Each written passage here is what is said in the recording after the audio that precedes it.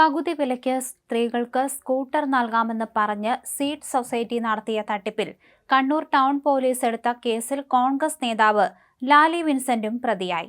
Seed society നിയമ ഉപദേഷ്ടാവായ Lali Vincent കേസിൽ 7ാം പ്രതിയാണ്. കണ്ണൂർ ബ്ലോക്കിൽ 494 പേരിൽ നിന്ന് 3 കോടിയോളം രൂപ തട്ടിയെടുത്തുവെന്നാണ് കേസ്. അനന്തകൃഷ്ണൻ ഉൾപ്പെടെ കേസിൽ 7 പ്രതികളുണ്ട്. പകുതി വിലയ്ക്ക് സ്കൂട്ടർ തട്ടിപ്പിലെ പ്രതി അനന്തകൃഷ്ണനെതിരെ കണ്ണൂരിൽ മാത്രം 2000ഓളം പരാതികളുണ്ട്.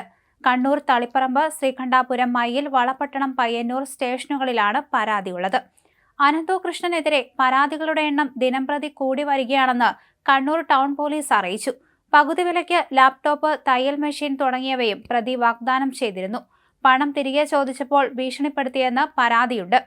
BJP നേതാക്കളായ AN രാധാകൃഷ്ണനും പ്രമീള ദേവിയും സംശയത്തിന്റെ നിഴലിലാണ്. ഇവർക്കെതിരെയും ആരോപണമുണ്ട്.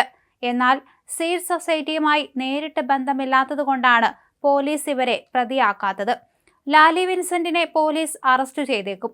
ഇതിനിടെ അറസ്റ്റിലായ അനന്തകൃഷ്ണനെ പോലീസ് വിശദമായി ചോദ്യം ചെയ്യും. അന്വേഷണം ക്രൈംബ്രാഞ്ച് ഏറ്റെടുക്കാനും സാധ്യതയുണ്ട്.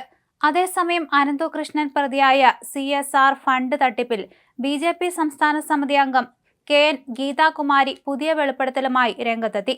പലതവണയായി 25 ലക്ഷം രൂപ തന്നിൽ നിന്നും തട്ടിയെടുത്തുവെന്നും പണം വാങ്ങിയത് പ്രമീള ദേവിയുടെ PA ആയിരിക്കെ ആണെന്നും അനന്തു നൽകിയ ചെക്ക് മടങ്ങിയതോടെ കോടതിയെ സമീപിച്ചുവെന്ന് ഗീതാകുമാരി പറഞ്ഞു.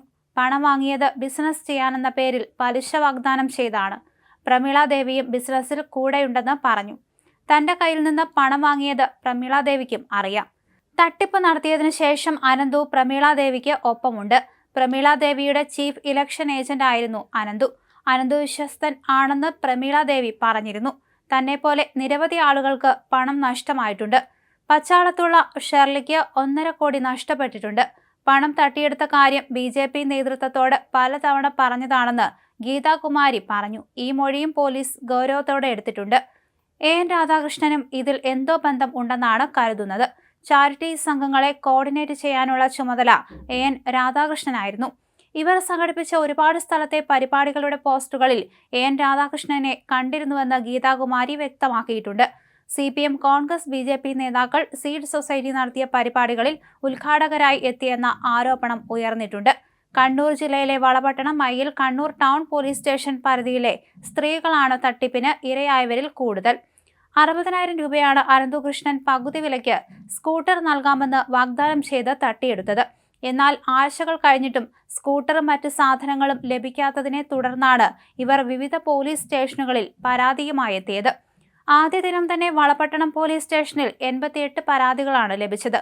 പിന്നീട് കണ്ണൂർ ടൗൺ, മയ്യിൽ സ്റ്റേഷനുകളിലായി 2000 പരാതിയായി കുത്തനെ ഉയരുകയായിരുന്നു.